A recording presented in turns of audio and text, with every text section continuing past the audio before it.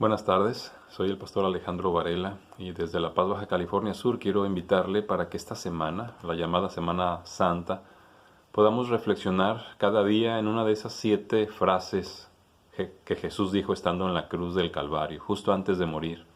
Cada una de estas 7 palabras tiene un mensaje para usted y para mí hoy, en este tiempo, en este siglo XXI. Y quiero iniciar leyendo esta porción de la Biblia en el Evangelio de Lucas, en el capítulo 23. Voy a leer a partir del versículo 13 para colocarnos en el contexto de lo que estaba sucediendo esa tarde allá en el cerro del Gólgota en Jerusalén. Dice así: Entonces Pilato, convocando a los principales sacerdotes, a los gobernadores y al pueblo, les dijo: Me han presentado a este como un hombre que perturba al pueblo. Pero habiéndole interrogado yo delante de ustedes, no he hallado en este hombre delito alguno de aquellos que le acusan. Y ni aun Herodes, porque lo remití a él. He aquí, nada digno de muerte ha hecho este hombre. Le soltaré pues después de castigarle. Y tenía necesidad de soltarles uno en cada fiesta. Mas toda la multitud dio voces a una diciendo: Fuera con éste y suéltanos a Barrabás. Este había sido echado en la cárcel por sedición en la ciudad y por un homicidio. Les habló otra vez Pilato queriendo soltar a Jesús, pero ellos volvieron a dar voces diciendo: Crucifícale, crucifícale. Él les dijo por tercera vez: Pues ¿qué mal ha hecho éste? Ningún delito digno de muerte he hallado en él. Le castigaré pues y le soltaré. Mas ellos instaban a grandes voces pidiendo que fuese crucificado. Y las voces de ellos y de los principales sacerdotes prevalecieron. Entonces Pilato sentenció que se hiciese lo que ellos pedían. Y le soltó a aquel que había sido echado en la cárcel por sedición y homicidio, a quien habían pedido, y entregó a Jesús a la voluntad de ellos. Y llevándole tomaron a cierto Simón de Cirene que venía del campo, y le pusieron encima la cruz para que la llevase tras Jesús.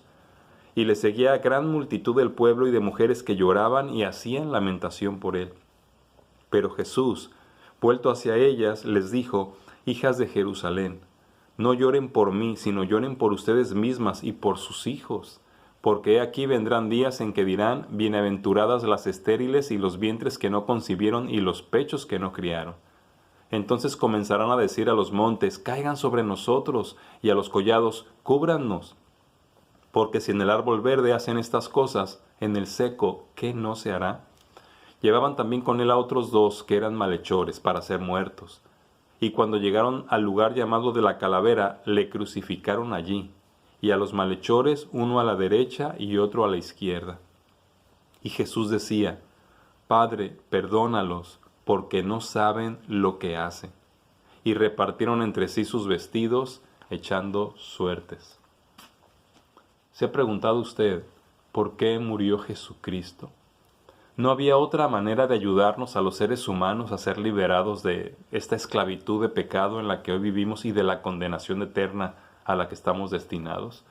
Nuestra situación como humanidad exigió este sacrificio santo y único.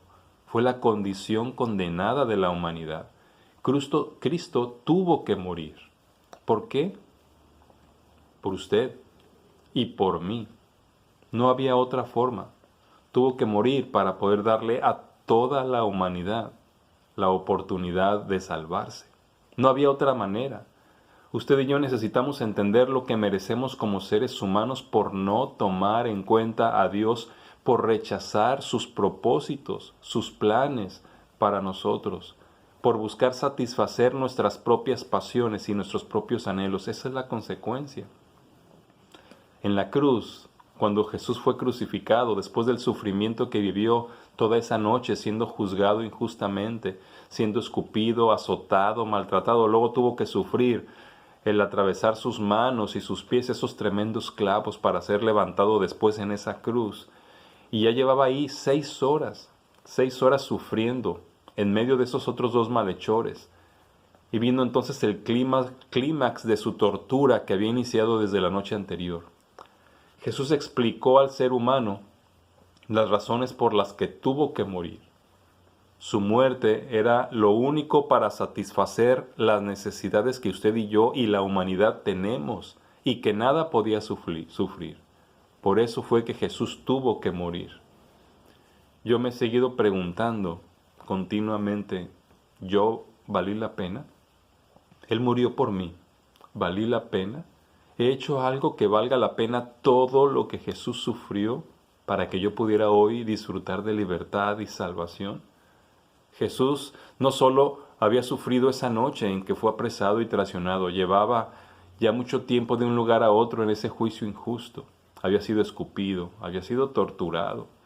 Recorrió así un camino largo hacia el Gólgota cargando su pesada cruz con su cuerpo maltratado. Y después de ser clavado de pies y manos, fue levantado ahí, tal como lo dice el mismo Jesús en Juan 3, 15 y 16. Jesús dijo, hablando con Nicodemo, y como Moisés levantó la serpiente en el desierto, así es necesario que el Hijo del Hombre sea levantado, para que todo aquel que en él cree no se pierda, mas tenga vida eterna. Porque de tal manera amó Dios al mundo que ha dado a su Hijo unigénito, para que todo aquel que en él cree no se pierda, mas tenga vida eterna. Por eso Jesús fue levantado, ahí en el monte del Gólgota, en el cerro, para que usted y yo podamos recibir salvación. Creo que usted y yo debemos comprender que Jesús murió y su primera palabra nos recuerda su maravillosa gracia. Su primera palabra es la palabra del perdón. Estando ahí, Jesús dijo, Padre, perdónalos, porque no saben lo que hacen. Usted y yo podemos ser parte del pueblo santo de Dios, gracias a la maravillosa gracia de Dios y de Jesucristo, sin merecerlo nosotros. Podemos recibir el perdón de nuestros pecados. Si usted notó las injurias y todo lo que Jesús recibió antes y durante su crucifixión, se dará cuenta que gente a la que él había servido estaba ahí en medio de esa multitud que gritaba. Además, uno de sus íntimos lo había traicionado con un beso. Judas, así fue como lo había entregado. Otro más lo negó 3 veces. Ese fue el apóstol Pedro. Los otros 10 lo dejaron solo ahí en el huerto cuando Jesús fue apresado. Y mire que la humanidad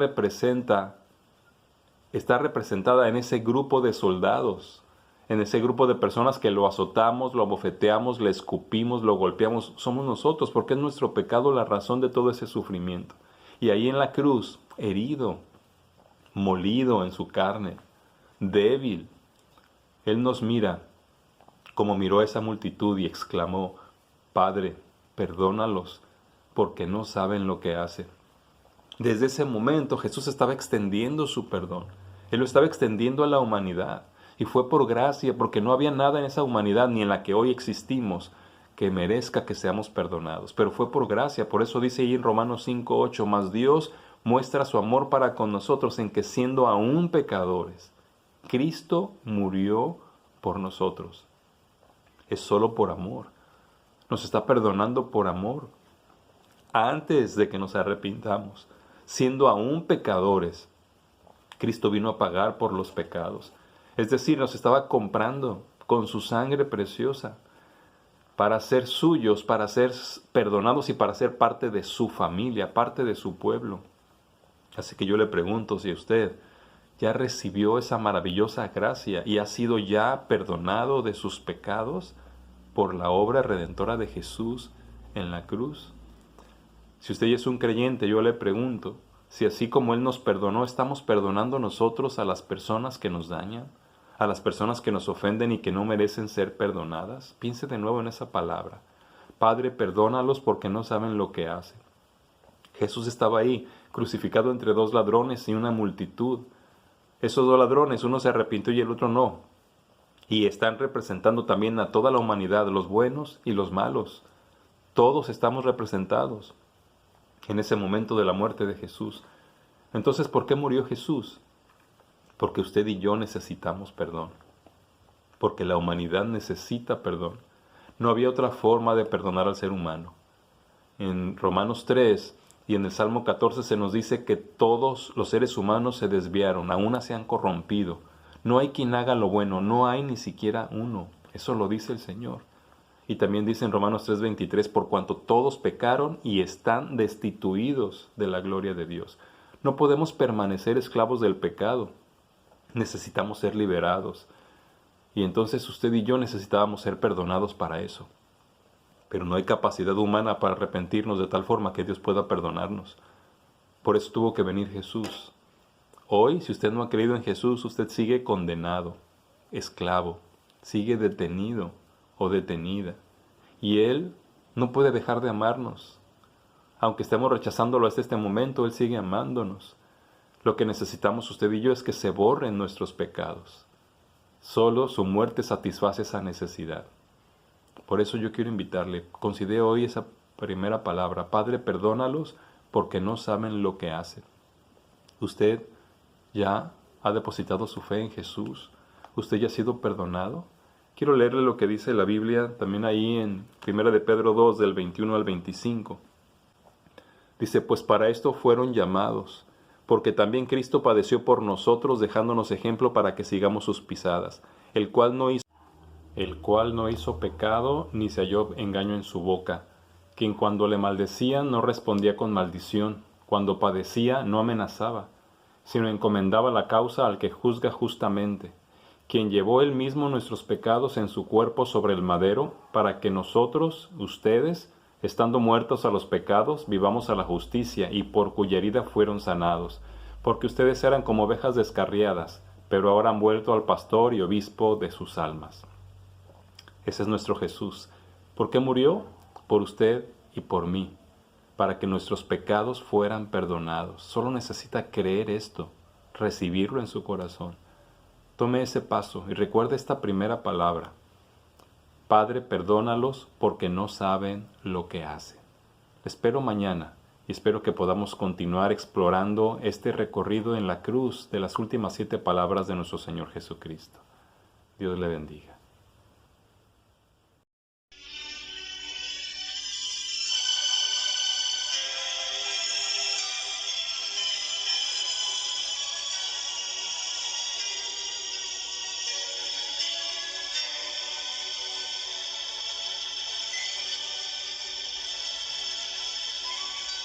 Saliendo del pretorio marcha una procesión con rumbo hacia el Calvario, sufriendo va un varón, la cruz sobre su espalda llagándole está, no puede caminar,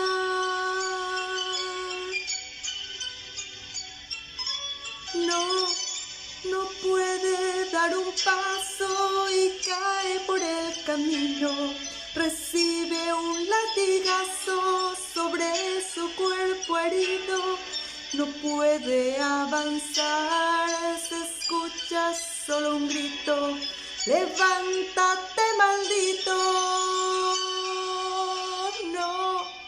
No puede ser maldito aquel que en su dolor exclama con un grito: perdónale, Señor, perdónale sus faltas, no mires su actuación, ellos ten compasión.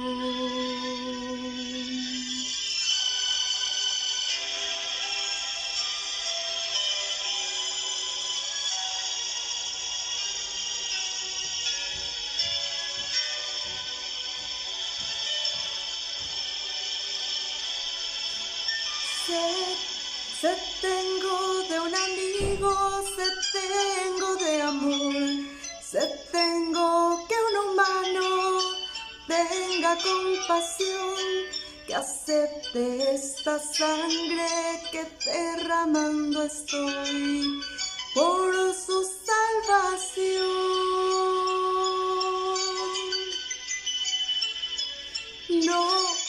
No puede dar un paso y cae por el camino, recibe un latigazo sobre su cuerpo herido, no puede avanzar, se escucha solo un grito: levántate, maldito.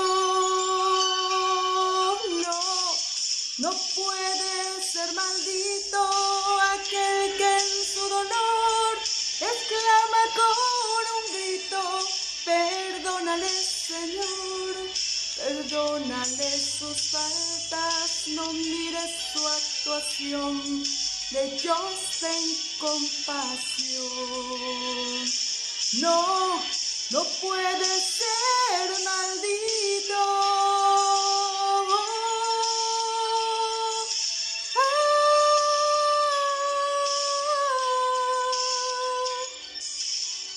Mas él herido fue por nuestras rebeliones, molido fue por nuestros pecados.